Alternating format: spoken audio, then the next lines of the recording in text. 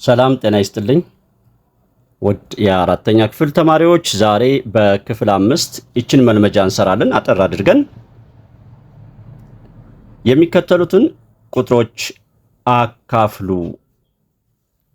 ነው የሚለን። የመጀመሪያው እንደው ላለማለፍ አንድ ላካፍል እስኪ። ለምሳሌ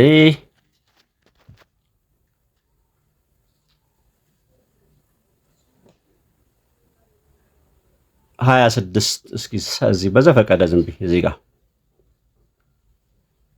26013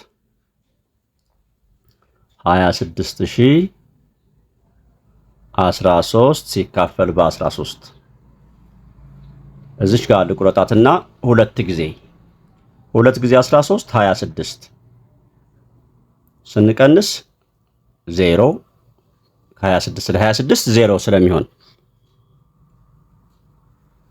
0 እዚህ ጋር አለች። እሷን 0 በሚኖርበት ጊዜ እዚህ ጋር እናስቀምጣታለን። ከዚያም አንድ እናወርዳለን። እሱም አይችልም። 13 ለ13 አንድ ጊዜ 13 ከ13 ላይ 13 0። ይቺ ስፔሻል ኬዝ ስላላት ነው ይቺ እዚህ ጋር የመጣው። እሺ የሚከተሉትን አካፍሉ። በተመሳሳይ ተለቅ ያሉ ቁጥሮች ናቸው እንጂ ቁጥሮቹን ከፈለጋችሁ አስቀምጥላችኋለሁ። እሱን እናንተ ተካፍላላችሁ። ሶስተኛ ጥያቄ ጀምር ያሉትን ግን ወርድ ፕሮብሌሞችን በደንብ እየተወያየን እንሰራለን። በአነስተኛና ጥቃቅን የተደራጁ ወጣቶች 10 የደለቡ በሬዎችን በ228 ሺህ ብር ሸጡና የአንደኛው በሬ ዋጋ የአንዱ 30 ሺህ ብር ሲሆን የቀሩት በሬዎች እያንዳንዳቸው ዋጋ እኩል ቢሆን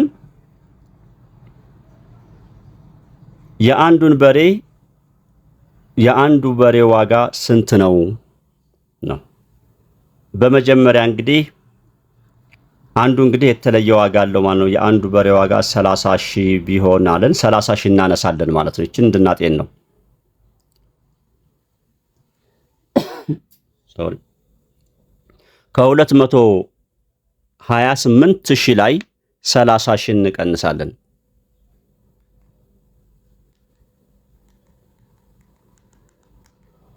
እሺ 228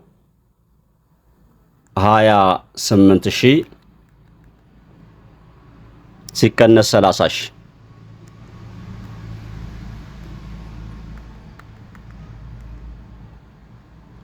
198 ሺህ ብር ይቀረናል።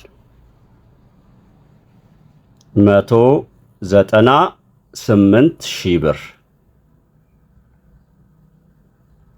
ይህንን በስንት ነው የምናካፍለው? በ9። ለምን? 10 የደለቡ በሬዎች ነበሩ። የአንዱ ተነገረን 30 ሺህ ነው። የሌሎቹ የቀሪዎቹ 9 በሬዎች ይህን እንድናጤን ነው ዋና የተፈለገው ነገር እዚህ ላይ እንግዲህ የ9 በሬዎች ዋጋ ግን እኩል ነው አለን። ስንት እንደሆነ አልነገረንም። እሱን እንድንሰራ ነው። እናም እዚህ ጋር የተፈለገው ነገር ይህ ስለሆነ 198 ሺህን በ9 እናካፍላለን ማለት ነው። ሲካፈል በ9 22 ሺህ ይሆናል።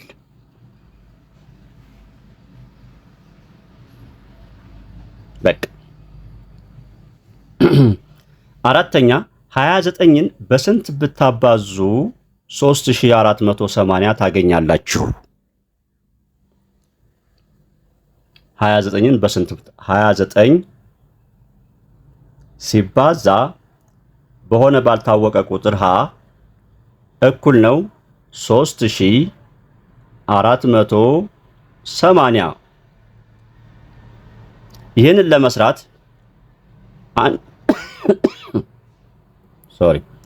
አንድ ምሳሌ ልስጥ። ለምሳሌ 30 ሲባዛ በ2 እኩል ነው 60 ቢሆንና አሁን የተጠየቀው 30ን በስንት ብናበዛው ነው 60 የሚሰጠን ነው የዚህ አጠያየቅ።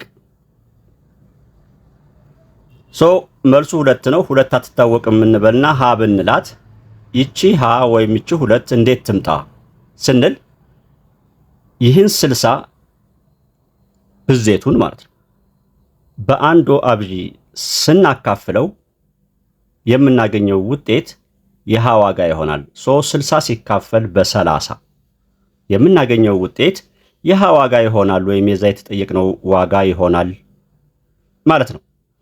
በዚህ መሰረት እንግዲህ 3480ን በ29 እናካፍላለን ማለት ነው። ይችን ስናጥፋና ሲካፈል በ29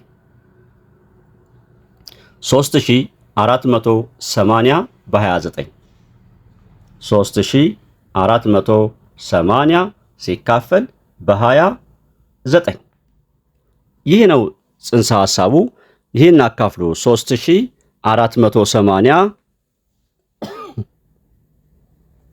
ሲካፈል በ29 ድርሻው 120 ይሆናል። ይህ ዋጋ ስለዚህ ይህ ዋጋ 120 ትላላችሁ። ማካፈሉን ያለፍኩት እንግዲህ አሁን ስለማካፈል ሳይሆን ይህን አናላይዝ የማድረጉን ስራ ነው እየጠበቀብን ያለው እዚህ ጋር ፓርት ላይ ነው። ለማረጋገጥ እንግዲህ 120ን በ29 ስታበዙ 3480 መምጣት አለበት። አንድ ህንፃ በአመት 144,000 ብር ይከራያል። የህንፃው ኪራይ በወር ስንት ነው? ይህ ደግሞ 144,000 ሲካፈል አሁን ይሄ ደግሞ ምን እንድናስብ ነው? አንድ ወር ነው ያለን። አንድ ወር 30 ቀን መሆኑን እንድናውቅ አስተውለን ይሄንን እንሰራ ነው። 144,000 ሲካፈል በ30 እናካፍላለን። ድርሻው 4800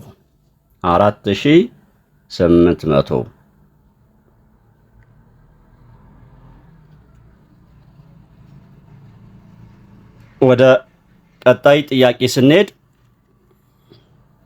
ሲራጅ 3750 ኪሎ ግራም ጨው አመረተ። የተመረተው ጨው 10 ኪሎ ግራም በሚይዝ ከረጢት ለማሸግ ቢፈለግ ስንት ማሸጊያ ከረጢት ያስፈልጋል?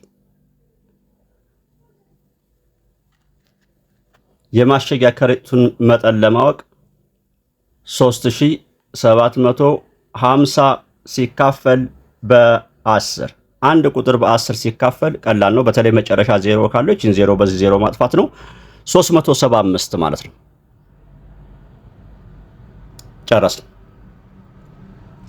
127200 ብርቱካኖች እኩል ብዛት መያዣ በሚችሉ 60 ሳጥኖች ቢታሸጉ እያንዳንዱ ሳጥን ስንት ብርቱካኖች ይይዛል?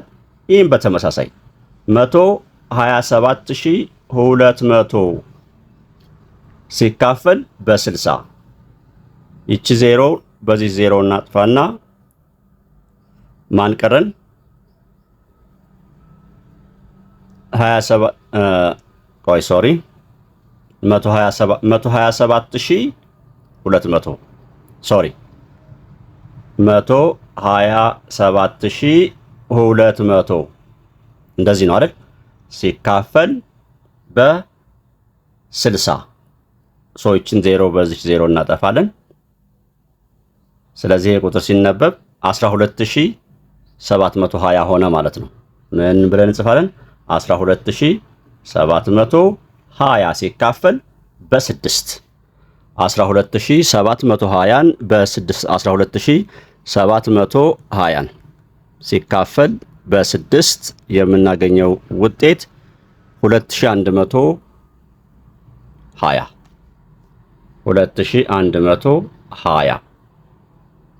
በእያንዳንዱ ማሸጊያ ውስጥ የሚገቡት የብርቱካኖች ብዛት ይሆናል። መምህር መሐመድ ነኝ። የዚህን ምዕራፍ የመጨረሻ ክፍል ማለትም ማጠቃለያ መልመጃ በክፍል 6 ይዤ እመጣለሁ። መምህር መሐመድ ነኝ ከማሜ ማትስ ዩቲዩብ። ወላጆችንም እጅግ አመሰግናለሁ ይህን ኮኔክሽን በመፍጠራችሁ። ተማሪዎችም ጠንክራችሁ ተዘጋጁ፣ አንብቡ። ላይክ፣ ሼር፣ ሰብስክራይብ ያላደረጋችሁ አድርጉ። ቻው።